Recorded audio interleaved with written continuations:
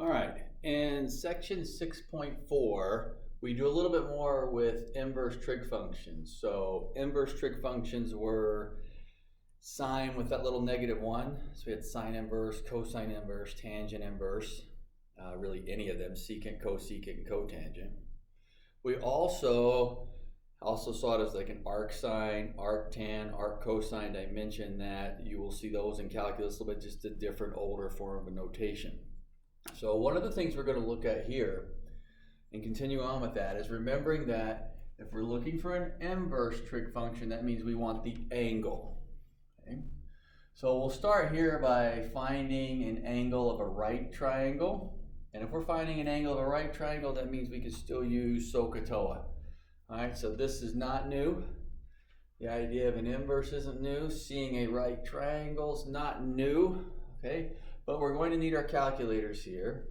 And what you want to make sure of is, I would put your calculator in degree mode, because degree mode makes things a little bit more visual. For example, a lot of times we can visualize what a 40-degree angle looks like versus a 0.71 radians or something like that. Okay, so I'm going to be working in degree mode. Switch your calculators to that. And we'll look at these two problems here to kind of see what's going on. So I'm trying to find this angle here. Okay? And where SOHCAHTOA comes into play is, I'm looking at the 5 and the 9. So 5 is opposite, 9's hypotenuse. So opposite and hypotenuse, that was the sine function. So this is how the inverse is working. This would mean that the sine of theta, the angle I'm looking for, is equal to 5 over 9. There's that SOHCAHTOA relationship, opposite over hypotenuse. That then means, since I want the angle, I'm going to use the inverse. Theta would equal sine inverse of 5 over 9. So in my calculator, if I do sine inverse of that 5 over 9, just use parentheses, keep it in fraction form, you will get approximately, unless I calculate it wrong, 33.7 degrees, and I'm rounding off for the 0.7. Okay. On the second one, still a right triangle. SOHCAHTOA is still a place I look at my relationship. 3 is opposite, that's a 3 there. 10's adjacent, so opposite and adjacent is tangent. So my relationship, the way I can write it, is tangent of theta, angle I'm looking for, is 3 over 10, opposite over adjacent. Inverse function comes in, theta would equal tan inverse of 3 over 10. Okay. And again, if your calculator doesn't prompt the parentheses when you hit the inverse, put them in, because we don't want to think we're doing tangent inverse of 3 and then dividing the answer by 10. When you enter this one, you should get, I believe, 16.7 degrees. So any of the side relationships would be the same as what we have for SOHCAHTOA. So I know I've got a sine one up here and a tangent, but you know, if I was given 10 and then the hypotenuse, I could have used the cosine inverse. So I'm setting this initial piece up based on SOHCAHTOA, my relationship of the sides of the right triangle that we've been working on for a while there. That part's not new. Okay. Now let's take a look at a little bit different part of that inverse function. Okay, now continuing, still in that 6.4, different look with our inverse. So this time we're saying find the value of the expression. Now remember, inverse means we're looking for the angle. I also brought in that arc inverse, so arctan is the same as tan inverse. Again, just trying to give you a different look. I've got a couple of numerical ones here, and then I've got an X sitting out here, and we'll take a look at how it works. Now we saw a little bit of this back at the end of chapter 5. The idea is, if I'm working with the trig function, I'm talking about a right triangle, and if I have a fraction or any kind of a relationship, I know two sides of the right triangle. So if I want to know the angle that gives me a sine of 4/5, I can simply draw the triangle, and I'm just going to draw a generic triangle. I'll put theta there, right triangle. 4 is opposite, 5's hypotenuse. Okay. So this is going to be whatever theta is. And then I want the cosine of that theta in this numerical format. Well, I have two sides of the triangle. So remember, on right triangles, two things apply. SOHCAHTOA and Pythagorean theorem.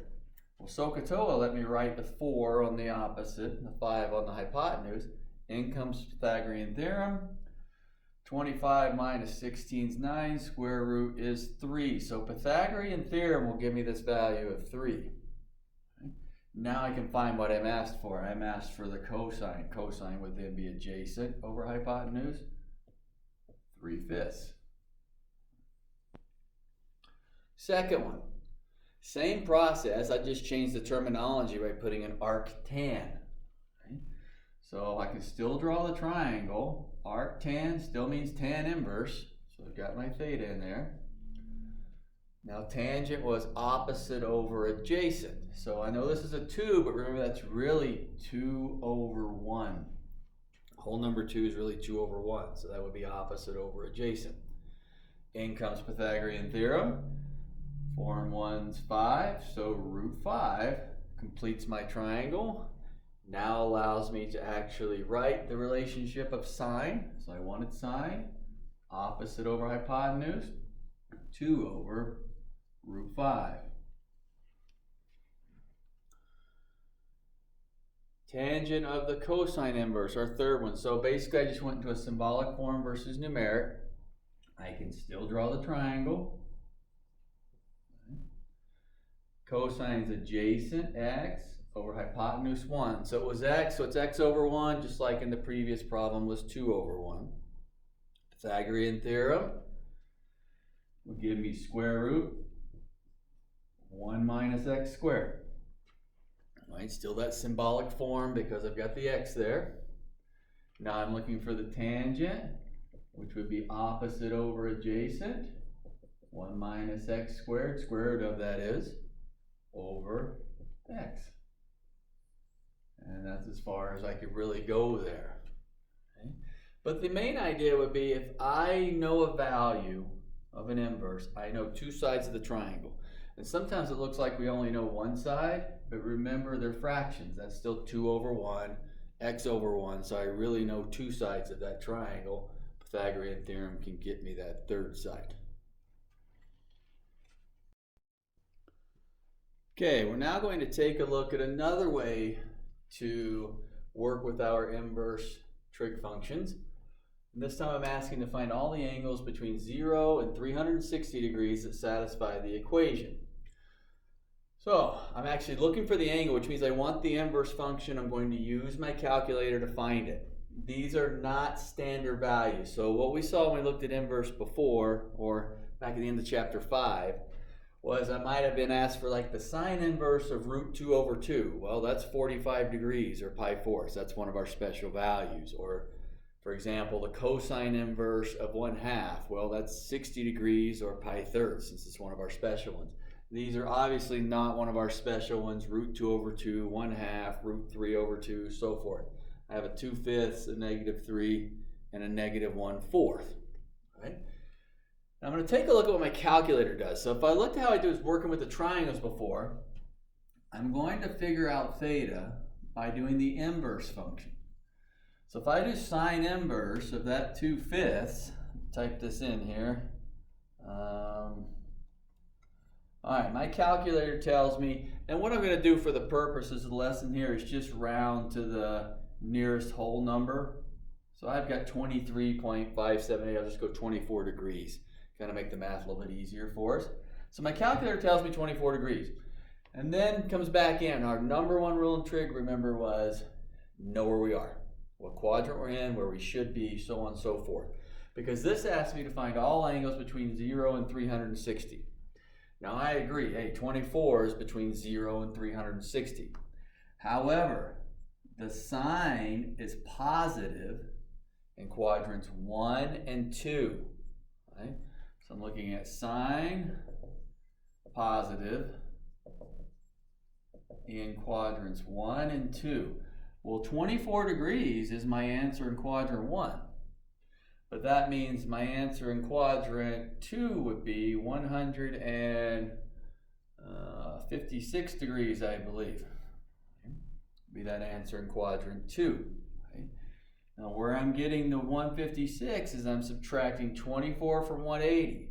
So my calculator is not going to give me everything, but it's sure going to give me what I need. This is that reference angle. Okay. This is the reference angle that's being produced by my calculator. It's showing me I need a first quadrant reference angle, 24, a second quadrant reference angle, would produce the 156, if I did a 24 degree in the second. Okay. Calculator gives me value, value helps me, I've got to know where I'm supposed to be. Okay. Second one, theta, tangent inverse of -3. So if I go tangent inverse, -3 on my calc, again I'm going to round to the nearest whole. My calculator tells me -72 degrees. Again, my calculator is giving me what I need to help. Okay. I then look back and go, all right, I need tangent, erase that, tangent negative, since I had a -3, would be in quadrants 2 and 4. Quadrants 2 and 4. Okay. Now when it tells me -72 degrees, and I want an answer between 0 and 360, that does mean 288 would be that fourth quadrant answer if I drop down 72 degrees. The key though is still my calculator's giving me a reference value. It's telling me, hey, 72 degrees is what I'm working with. So if I did a 72 degree reference in quadrant 2, I would have 108. There's my two answers. Again, 24 reference, 72 reference, it's giving me what I need to help me. Now I've got to go place them. Okay. Third one. So even before I type this guy on my calculator, theta would be cosine inverse of -1/4. But even before I type that in, I know that cosine is negative in 2 and 3. So I know in the end my answer is going to have to be in quadrant 2 and quadrant 3. That's where cosine is negative. So let me get this typed in. And again, I'll round off to the nearest whole. My calculator tells me 104 degrees, giving me what I need to do the work. So in quadrant 2, that would be 104 degrees. Now I need to get that quadrant 3 answer. Right? Now if it tells me it's 104, that means I'm looking at a 76 degree reference angle. So if I move 76 into quadrant 3, 180 plus 76, 256 degrees. Again, placing that angle. Okay? Remember we talked about references, we're with the x-axis, so maybe an old diagram would help here. I'm saying that this is a 76 degree reference, and I'm saying this is a 76 degree reference. So that makes that 104, and then if I went all the way around to here, I have that 256. And so the reference angles are important, building back to that piece.